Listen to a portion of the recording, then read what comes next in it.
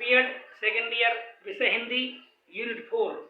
आज हम बता रहे हैं ब्रूनर का संज्ञानात्मक विकास सिद्धांत।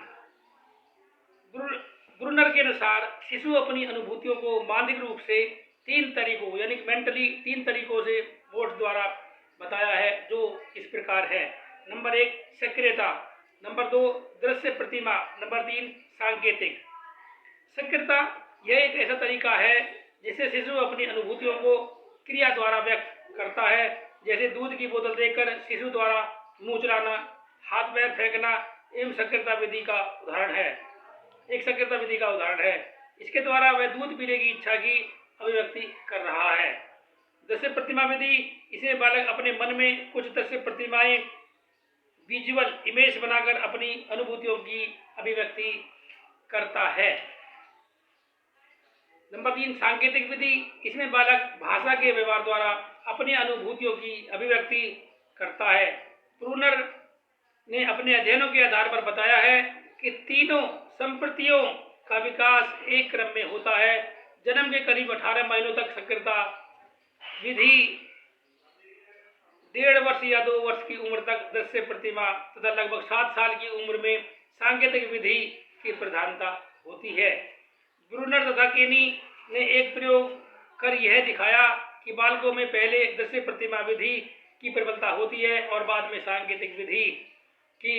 प्रयोगकर्ताओं ने 3x3 मैट्रिक्स में 9 प्लास्टिक के गिलास को दिए गए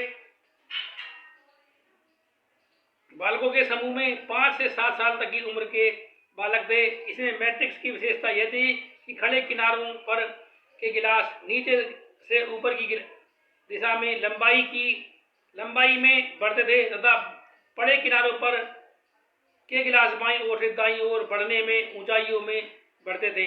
कुछ मिनट तक मैट्रिक्स को दिखाने के बाद सभी गिलासों को इधर उधर बिखेर दिया जाता था। बालकों को अभी अभी देखे गए मैट्रिक्स के समान गिलासों को सुव्यवस्थित पर डिजाइन को हूबहू दोबारा बनाना होता था।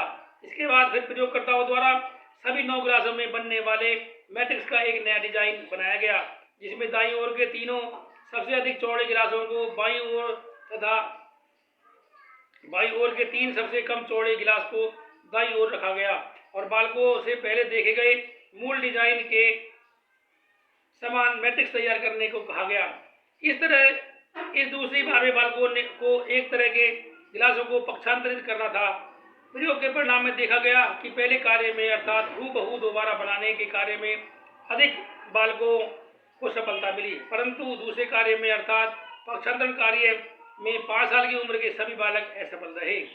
6 साल की उम्र के कुछ ही बालकों को सफलता मिल पाई, परंतु 7 साल के अधिकतर बालकों को अच्छी तरह सफलता मिल गई। ब्रूनर के अनुसार 5 साल के बालकों में असफलता का मूल कारण यह था कि उनमें सांकेतिक विधि से अर्थात भाषा द्वारा अपनी अनुभूतियों को व्यक्त करने की क्षमता नहीं विकसित हुई थी। वे मूलतः दृश्य प्रतिमा विधि का प्रयोग कर रहे थे, जो कि पक्षांतरण कार्य के लिए अनुपयुक्त था, परंतु दृश्य प्रतिमा से उन्हें हूबहू दोबारा मैट्रिक्स बनाने में काफी मदद मिल रही थी। शायद यही कारण है कि उन्हें इस कार्य में सफलता हाथ लगी। 6 साल के कुछ ही बालकों को पक्षांतरण कार्य में सफलता मिली। स्पष्ट ऐसे बालकों में अपनी अनुभूतियों को भाषा के माध्यम से अभिव्यक्ति की क्षमता विकसित हो गई थी, परंतु 7 साल के सभी बालकों में चूंकि भाषा प्रयोग की क्षमता काफी विकसित हो गई थी, अर्थात सांकेतिक विधि द्वारा उनमें अपनी अनुभूतियों की सफलता मिल रही थी।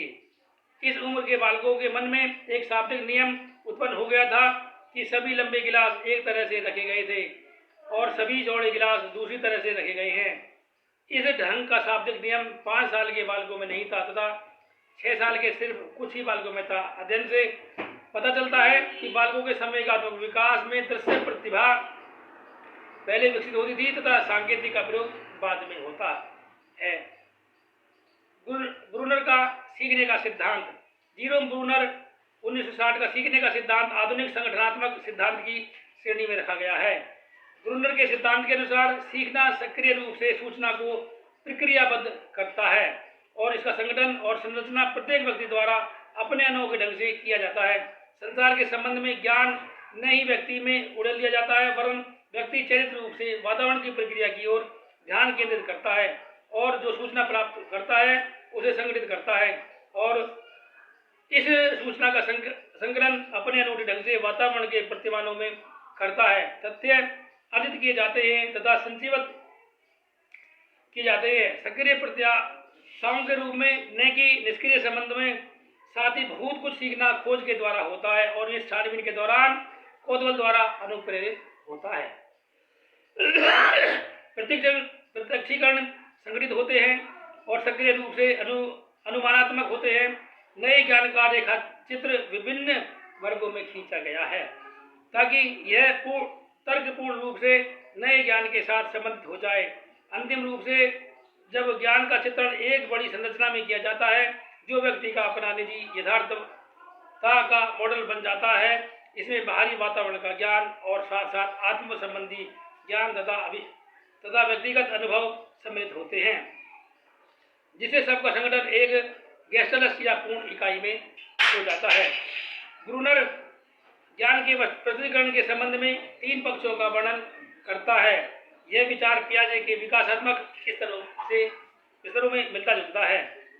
ब्रूनर के अनुसार बुद्धि स्तर अथवा आयु स्तर की ओर बिना ध्यान दिए हुए भी यह कहा जा सकता है कि सीखने वाले अपने ज्ञान में विस्तार परिकल्पनाओं को बनाकर और उनका परीक्षण करके कर सकते हैं। यह सबसे अधिक स्पष्ट खोज अथवा अन्वेषण सीखने में होता है। किंतु ब्रूनर का विश्वास है कि शिक्षकों द्वारा सीधे सिखाए जाने वाले कार्यों में भी विद्यार्थियों की सक्रियता को ज्ञान प्राप्त करने में प्रोत्साहन देना चाहिए। ऐसा करने का मार्ग यह है कि विद्यार्थियों के समक्ष विभिन्न विचार पर्याप्त मात्रा में प्रस्तुत किए जाते हैं, विभिन्न प्रकार से तथा विभिन्न संप्रदाय संबंधी उदाहरण प्रस्तुत किए जाने चाहिए। ब्रूनर शिक्षा का उद्देश्य ज्ञानात्मक विकास मानता है कि वह इस बात पर बल देता है कि शिक्षा की अंतर्वस्तु को समस्या हल की क्षमता का खोज और अन्वेषण द्वारा बढ़ानी चाहिए। ब्रूनर के विचार में ज्ञानात्मक प्रक्रिया लगभग एक साथ होने वाली तीनों प्रक्रियाओं को प्रकट करती है। नंबर 1 नवीन ज्ञान अथवा सूचना का ग्रहण करना, नंबर 2 अर्जित ज्ञान का रूपांतरण एवं नंबर 3 ज्ञान की पर्याप्तता की जांच। ब्रूनर सीखने में स्वायत्तता पर बल देता है। यह सुझाव देता है कि जब विद्यार्थी को